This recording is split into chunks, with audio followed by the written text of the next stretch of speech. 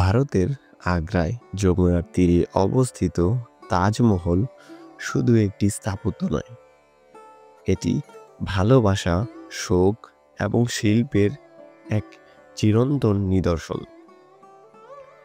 এটি এমন এক স্মৃতিসৌধ যা শতাব্দীর পর শতাব্দী ধরে মানুষকে মুগ্ধ করে রেখেছে। ১৬৩১ সালে সম্রাট শাহজাহান তার প্রিয় স্ত্রী মমতাজ মহলের স্মৃতিতে এই মহৎ স্থাপনা নির্মাণ করেন। মমতাজের মৃত্যুর পর শাহজাহান তার ভালোবাসাকে চিরস্থায়ী করার জন্য একটি স্মৃতিসৌধ নির্মাণের সিদ্ধান্ত নেন। এই স্মৃতিসৌধই হল তাজমহল।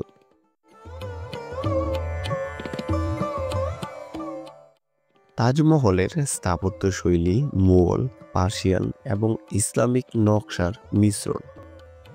এর নির্মাণে ব্যবহৃত হয়েছে সাদা মার্বেল, যা রাজস্থান থেকে আনা হয়েছিল।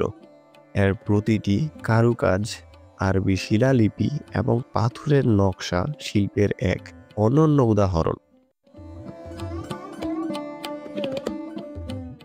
তাজমহল নির্মাণে প্রায় ২০,০০০ শ্রমিক কাজ করেছিলেন। প্রায় ২২ বছর ধরে চলা এই প্রকল্পে ১,০০০ হাতি ব্যবহার করে নির্মাণ সামগ্রী আনা হয়েছিল। এটি এমন এক স্থাপনা যা মানব পরিশ্রম এবং সৃষ্টিশীলতার এক মাইলফলক। তাজমহল শুধু একটি ভবন নয়, এটি একটি সুসংগঠিত কমপ্লেক্স যার চারপাশে বাগান, সিমেট্রিক্যাল লেআউট এবং যমুনা নদীর প্রতিফলন এই স্থাপনাকে আরও রহস্যময় এবং মনোমুগ্ধকর করে তুলেছে। তাজমহল এক শাশ্বত ভালোবাসার প্রতীক। এটি এক মহৎ প্রেমের গল্পের সাক্ষী, যা সময়ের স্রোতে কখনো ম্লান হয়নি। এটি আমাদের শেখায় যে সত্যিকারের ভালোবাসা কালের চেয়েও শক্তিশালী। তাজমহল আজ বিশ্ব ঐতিহ্যের অন্যতম নিদর্শন এবং পর্যটকদের জন্য একটি প্রধান আকর্ষণ। প্রতি বছর লক্ষ লক্ষ মানুষ এখানে আসেন এই চিরন্তন সৌন্দর্যকে নিজের চোখে দেখার জন্য। এটি ইউনেস্কোর বিশ্ব ঐতিহ্য হিসেবে স্বীকৃতি এবং আধুনিক বিশ্বের ৭টি আশ্চর্যের একটি।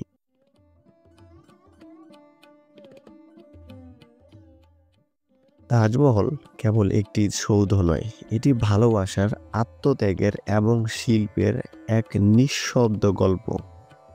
এটি প্রমাণ করে যে সত্যিকারের ভালোবাসা চিরন্তন এবং কালের স্রোতের চেয়েও অপরিবর্তিত।